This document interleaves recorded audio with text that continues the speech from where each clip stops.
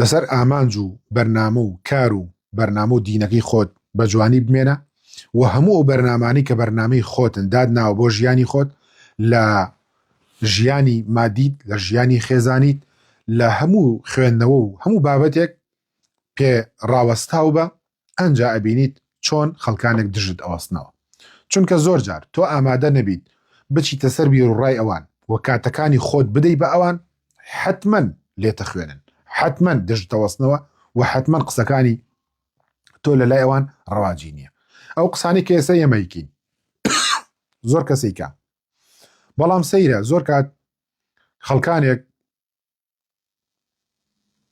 بە هەڵە تەفسیریەکەن بۆ هەر ئەم قسانە بدەم بە نەفەرێکی تر بڵێم وەرە تۆ بیکە. ئەی کات واژ لێ بەڕاستی و قسانە زۆر کەسم بینیەوە بە پۆستی نووسینێکا بە وتارێکە، بەڵام تەماشاکەی هەمووی کاتێکا گەڕیتەوە سەر ئەسڵەکەەوە کاڵی مامۆسا فڵان کە زوالە باباڵە دوو کەلیمە قسە ئازانێت. یعنی زۆر خەڵکە بووە دۆست و نزیکی خۆم وتێتی بەخوا مامۆسام قسانیتەوە بەڕاستی ژیانی گۆڕی و عەقڵم پەیا کردووە کە بینی لەگەڵمان نەماوەتێتی کوورە مەلاو شار چیە زانی هەر دوو کەلیمە قسە ئازانێت و ڕێکی خات و ئەی نووسێتەوە دێتەوەوانە.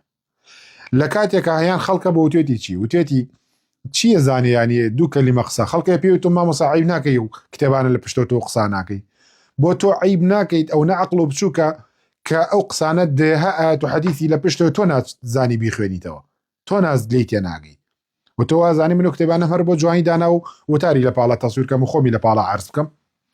کوڕی باش ئەو وتانە دێها ئاەت و حەدیثی بەپاڵەوەیە. من لە دێها شوێنی ترا کتابم شەرح کردووە، بابەتم باس کردووە، فەرمودەم باس کردووە، ئاەتم باس کردو، تۆ بۆ ناچی ئەوانە بخوێنیتەوە، بۆ ناچی گوێ لەوانە بگری. لەبەرەوە گەر بەرنامەکانی خۆت جێبەجێ بکەی هەموویان چاو دەرەپۆڕکێنن چییە باباوە چیەتی تۆ چیتە، تۆ ئەتەوێ بەرنامە بۆ کێ دابنیت.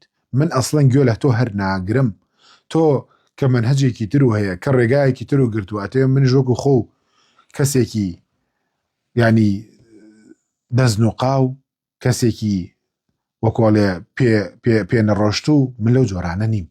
ئەوە سەرینێک دابنێ و ڕێک ڕخۆ لەسەر پشپاڵکەوە.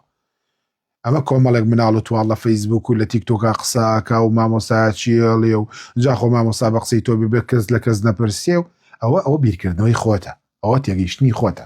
من ناچمە سەر بیرڕای هەر کەسێک کە بیرڕای خۆی بێ، بیرڕای شەرع بێت بەسەر چاو، ئاەت و حەدیث ڕێگری و قسانم لێ بکات بەسەر چاو نایکەم، بەڵام دێها ئاەت و حەدیثی لەسەرە. لەبەرەوە عاقڵ بە و تەعاملێکی جوان بکە ئەگەر هەردوو ژمنایەتی شێکی تۆزێ و پیاوانە بیکە با خەڵک بە گومانی خراپ لێوتێ نەگەێن و نەشزانن کە تۆ حەسادەت لە دڵتایە، چونکە زۆر لەو شتانە حەسادەتە. والحەمدولله.